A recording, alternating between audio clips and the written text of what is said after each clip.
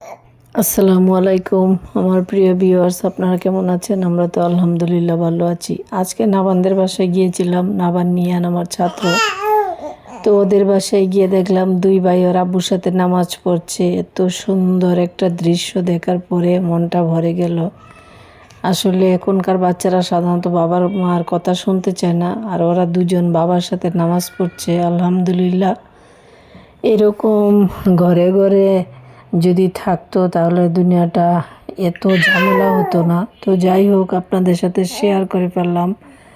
আমার এত ভালো লেগেছে যে শেয়ার না করে পারলাম না। প্রত্যেকটা বাচ্চারই উচিত মা বাবার কথা শোনা। আর এইভাবে যদি আমরা আল্লাহর পথে চলি, তাহলে সবাই যদি মা বাবার কথা শুনি, তাহলে পৃথিবীটা অনেক সুন্দর হবে।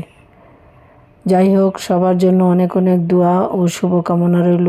এখনকার মতো শেষ করলাম। আবারও কথা হবে নতুন কোনো ভিডিও নিয়ে।